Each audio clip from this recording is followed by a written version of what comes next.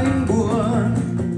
Alo, alo, nàng ơi đừng nỡ vội xa tình. Hỡi em yêu ơi sao đu ma gì, đu ma gì, đu ma gì.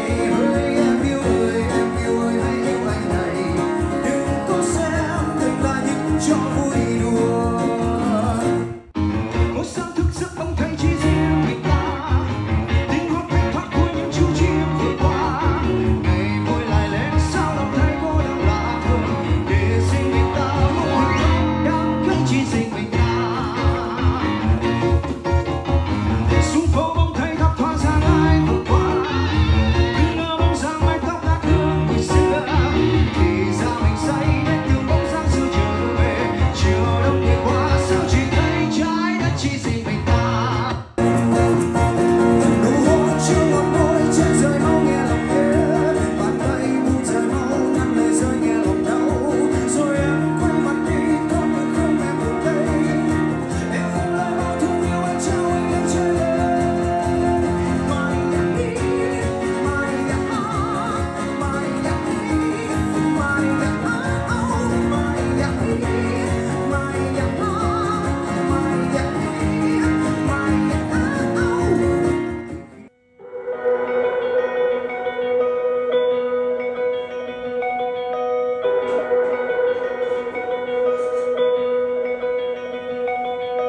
I built up walls like mansions to the sky, protect my heart so it would survive. But you climbed in like no one else could do. The day I knew I needed you, I was drifting out, safe from any shore. Didn't want to get hurt anymore, but you pulled me in like no one else could do. The day I knew I needed you.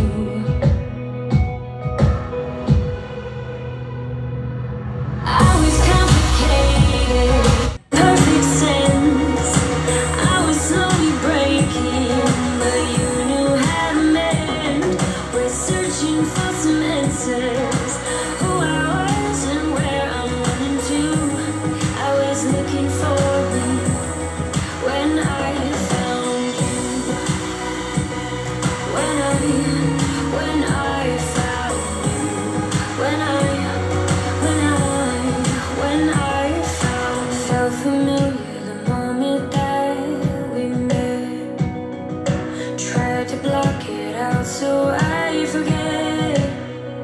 Your persistence kept on pushing through. The day I knew I needed you. I was complicated, you made perfect sense. I was slowly breaking, but you knew how to mend. We're searching for some answers, who I was and where I'm running to. I was looking for me when I found you. When I found you. You saved me, changing my direction. I'm falling into our connection. I was complicated, you made perfect sense. I was slowly breaking, but you knew how to mend. We're searching for some answers.